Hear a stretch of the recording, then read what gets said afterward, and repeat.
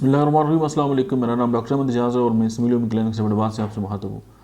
आज हम बात करेंगे कि आप देखिए कि नौमौलूद बच्चे होते हैं या कुछ बच्चे ऐसे हैं कि कुछ बड़े बच्चे भी हैं, उनका जो है वो सोते में सांस जो है वो रुक जाता है और उसके लिए होम्योपैथी की चंद मेडिसिन मैं आपके सामने रखता हूँ।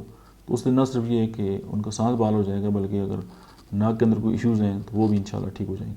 उसके में दो मेडिसिन हैं।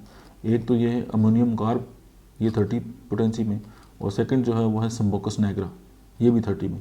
तो आप इन दोनों मेडिसिन को जो है वो अलग अलग भी इस्तेमाल कर सकते हैं और एक साथ भी इस्तेमाल कर सकते हैं। तो उससे न सिर्फ ये है कि नाक की जो बंदिश है वो खुल जाएगी, बल्कि नाक के अंदर जो नज़ला और जो मिकस जो है वो जमा हो जाता है, ये जम जाता है, और वो भी जो है वो ख़त्म हो जाएगा। तो अमोनियम कार्ब और संबोकस नैग्रा की 30 ताकत में दोनों मेडिसिन जो है वो दिन में 3 से 4 बार इस्तेमाल करें, 2 घूंट पानी में, और दुआ में याद रखें।